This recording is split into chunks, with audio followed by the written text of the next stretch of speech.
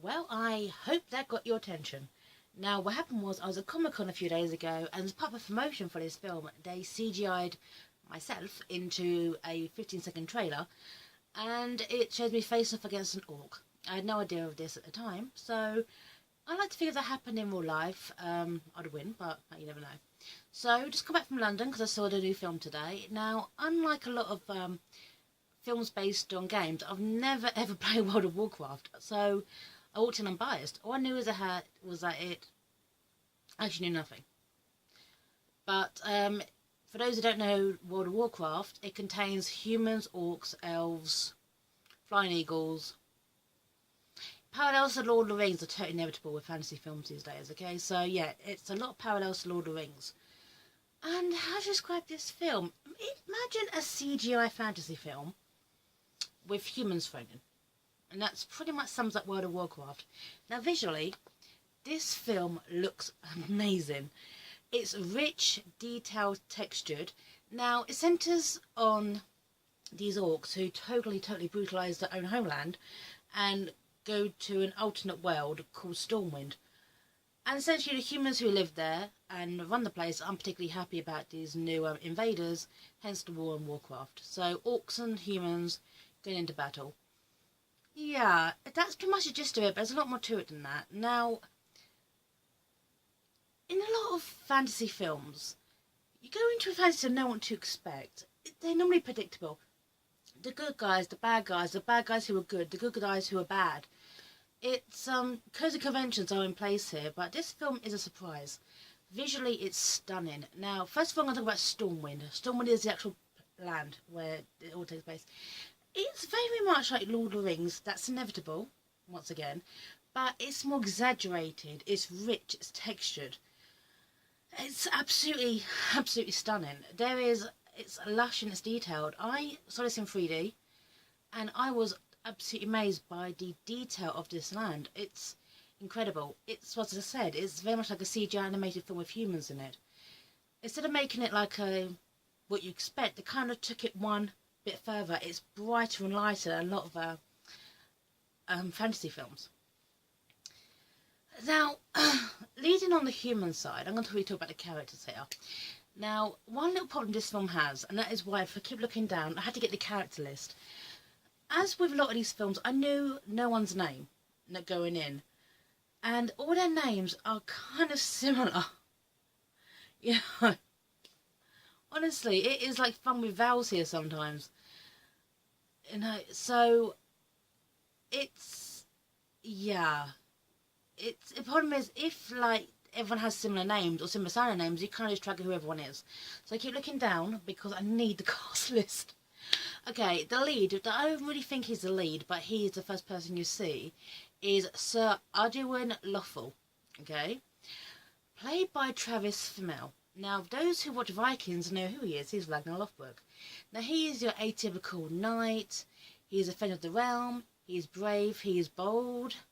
And he actually does a really good part. Problem is, the actor, literally, I think Travis Fimmel walked off a set of Vikings, had a shower, got changed, put on a brown wig. That was it. He didn't even audition. I don't think he auditioned. That's the thing. I think he just sent the director of this, and the director I'm going to get to in a second, a copy of Viking Season 1 with a little post-it note saying, "Would this do?" That's it. He is... There's one scene where he gets wasted, and he's sarcastic, and he's depressed. I'm thinking, are you trying to be typecast here? So he's a very good actor, but he doesn't really kind of push himself compared to what I've seen in his other works. That's just a generalisation here. So he's like this. Now, second lead. Now, this is the best casting. Sorry, what was this? Ben Schnauzler, and I probably mispronounced that, as Kudgar. Now, most fantasy films need an everyman. They need someone you can follow. Like with Lord of the Rings, people follow Frodo's story. It's about Frodo because he is the Hobbit. He's the most human character. He's a simple guy living in the Shire. Suddenly he's cast into this world of magic and mystery and elves and kings, and he's kind of like, yeah, it all kind of revolves around him. Ben Schnauzer. Now, I'm mispronouncing your name, can't help it. You've got a weird name. Yeah, this is me saying that. If those who haven't seen anything, he played Mark in Pride, a British film that came out 2 years ago. He is one to watch. He was fantastic in this. In fact, every single person in this film was fantastic. Therein lies this film's strength. Now, in most fantasy films, people aren't taking it seriously. They're taking, they're basically taking the piss. It's swords, it's fantasy, it's dragons, it's yada. I said dragons, but you know what I mean. With this, even though this film is kind of lackluster in places, not a single actor is. Even the orcs themselves, now they're fantastic. They get character development, you get to understand the mentality, and they look stunning. Now the orcs themselves, I mean, they're going through voice work alone, and obviously motion capture.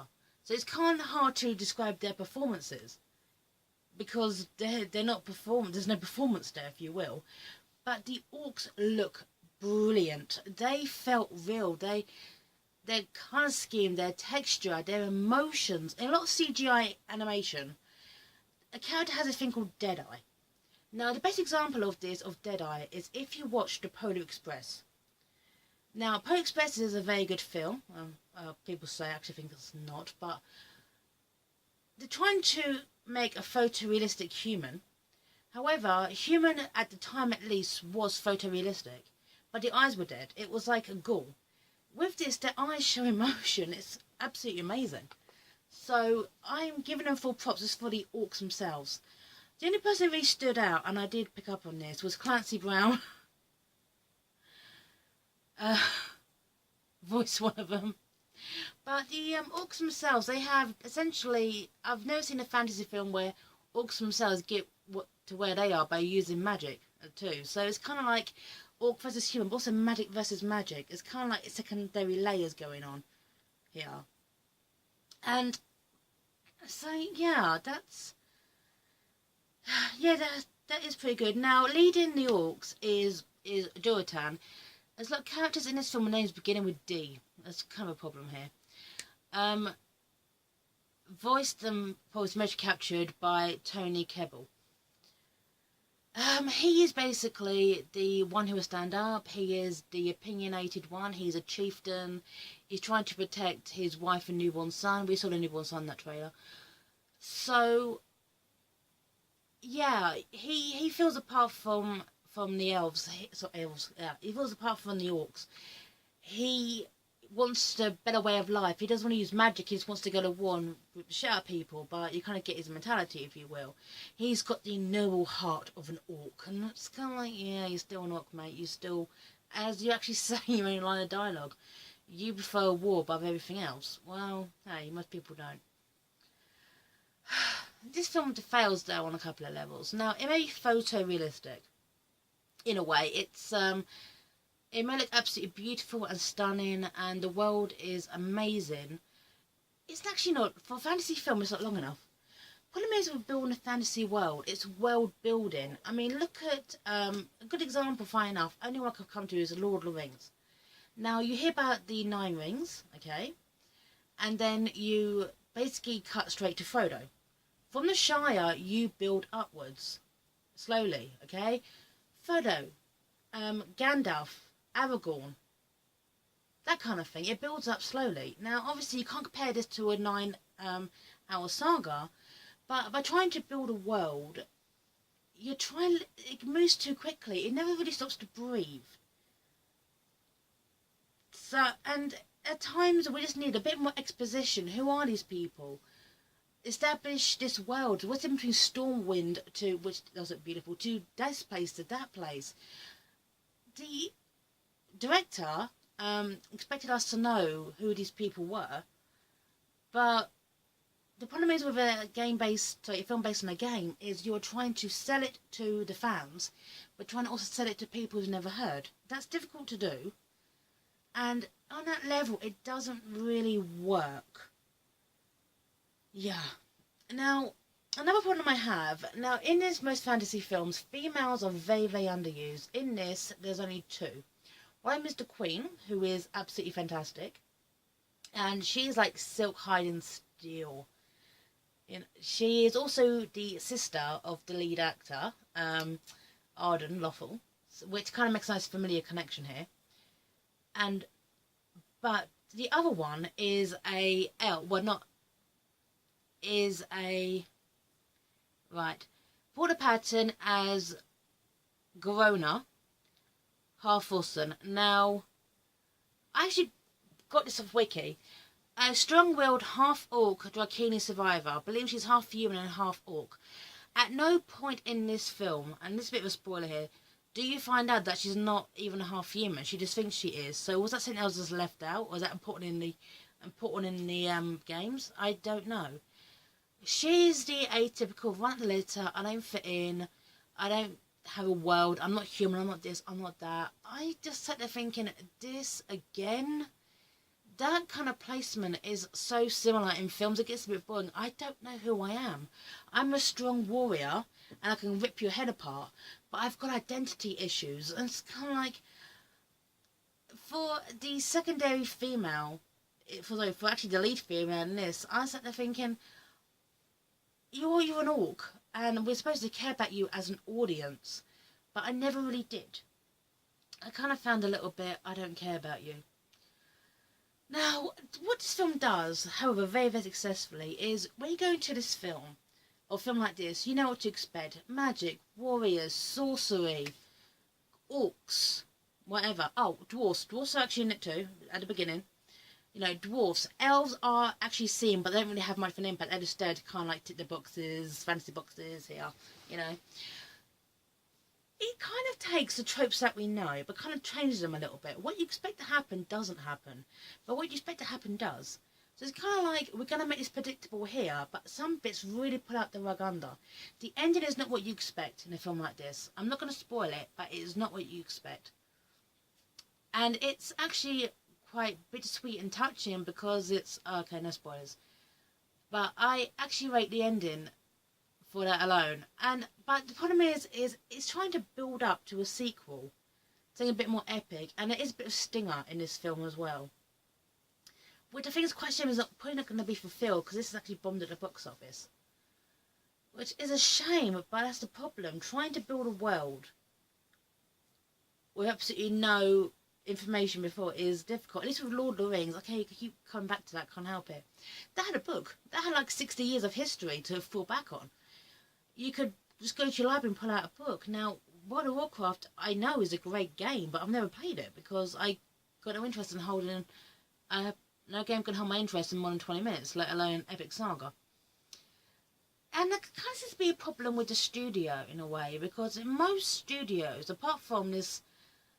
They pushed trailer a few times, but I don't see them to be kind of pushing this. I didn't see any documentaries. I didn't see any makings of. In my magazine SFX, and it's a science fiction magazine, I have read virtually nothing building up to this. So I think this is probably failing on the studio's part than anything else as well. I don't think the studio were trying to kind of push this film. That's just my speculation. And also, okay, another thing is the director is okay, the director is David Bowie's son. This film is actually dedicated to David Bowie. Duncan Jones. Jones was actually David Bowie's real last name, and his son was actually called Zowie Bowie, and then he changed his name to Duncan Jones because it was boring. And yeah, I don't blame you for that. You've had a very, very terrible year losing your father like that. That cannot have been easy to do. Easy to actually go through. I'm not saying that this film's rushed. I mean, it's actually not. It's beautiful to look at. But I don't think this film should have come out now. I think pushing it for May release was probably not your best thing to do. This month alone, the Teenage Mutant Ninja Turtles... yeah, it's following right behind Captain America.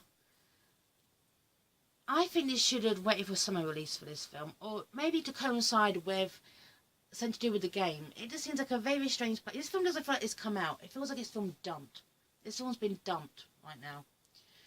Now, I saw it in Leicester Square in 3D. Now, I'm going to recommend this right now in 3D. Normally I hate 3D films, but due to the colour and texture and lushness of this film, it looks, in 3D, it looks almost natural. But due to the fact it feels so rushed, the dialogue becomes so heavy-handed and cliche. At various points, you're just kind of rolling your eyes. Therein lies the problem. Character development is sacrificed for cliche dialogue. That is the only thing I took away from this film. However beautiful it really is. So, thanks for watching my little discussion on a film based on a game I've never played in my entire life. So thanks for watching, YouTubers. Take care. Bye now.